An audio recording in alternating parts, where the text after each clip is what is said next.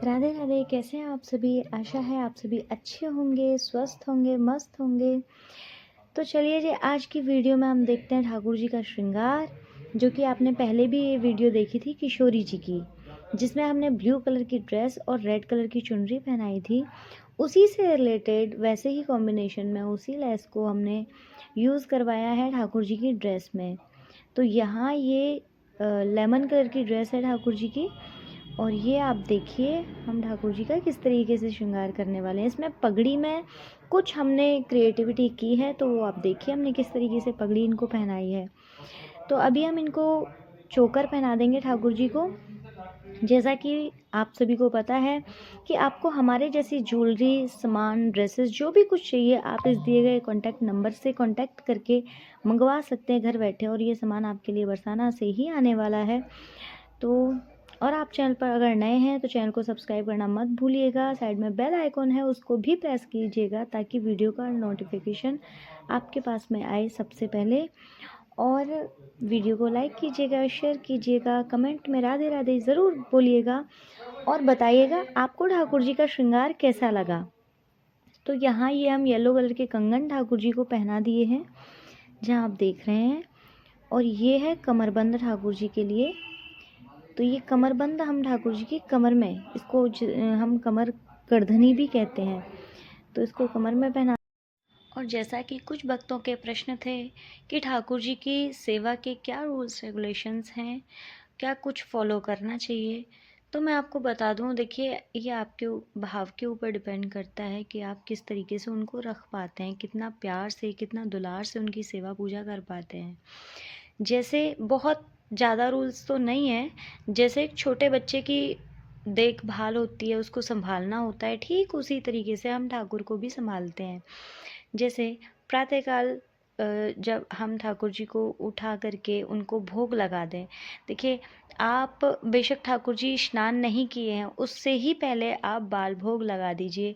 जैसे कि या तो दूध है, उसके साथ में कुछ किशमिश हैं या कोई भी ड्राई फ्रूट्स हैं या फ्रूट्स हैं, प्रातःकाल सुबह उठाते ही आप भोग लगा दीजिए। उसको कहते हैं बाल भोग।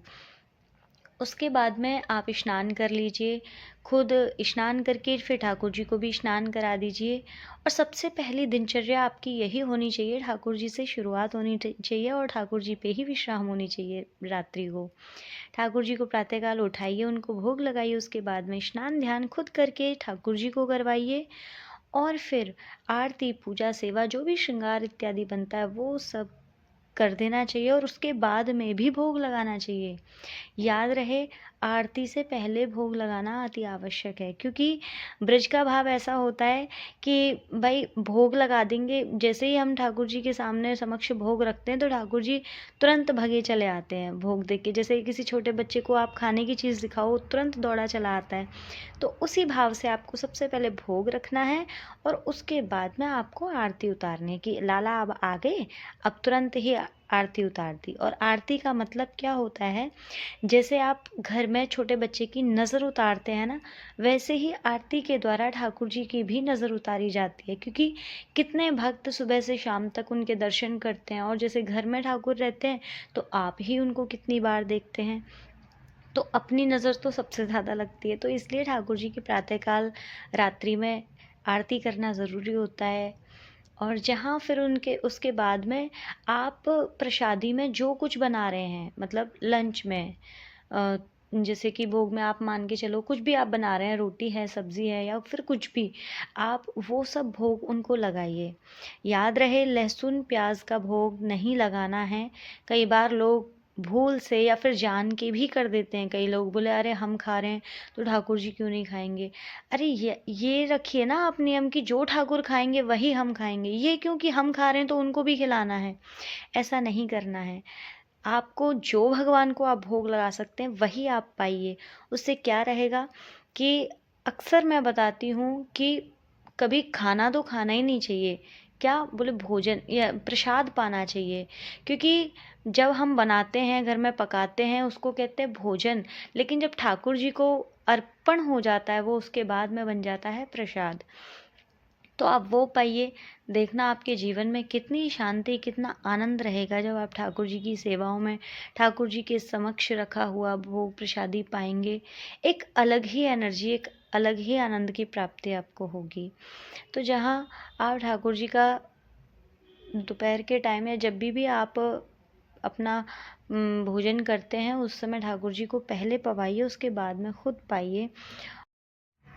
और दोपहर के समय यानी कि 1:30 से 2 बजे के बीच में आप जो पर्दा है ठाकुर जी का वो लगा दीजिए। भाव मन में अगर आप चाहते हैं कि ठाकुर जी विश्राम करें तो विश्राम बोल दीजिए, या फिर ठाकुर जी अपनी ब्रज का भाव होता है, ठाकुर दोपहर के समय अपनी गैया चराने के लिए जाते हैं, तो उसी भाव से फिर जब आप दोपहर को 2 बजे पर्दा लगा देंगे, उसके बाद में आप 4 बजे वो पर्दा खोल दीजिए और उसके बाद भी फिर कुछ भोग अर्पण कर दीजिए। आपको शायद मालूम होगा कि मैया यशोदा ठाकुर जी का जो भोग लगाती थी वो 8 बार दिन में भोग लगाती थी, मतलब अष्टायाम सेवा करती थी, 8 बार भोग पवाती थी।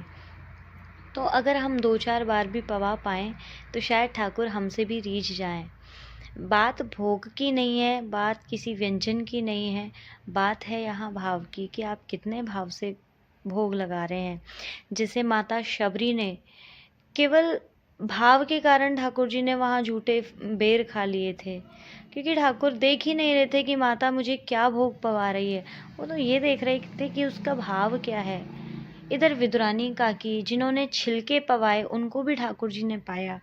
क्यों? क्योंकि वहाँ पर किसी व्यंजन को नहीं देखा ठाकुर जी ने, केवल और केवल भाव को देखा।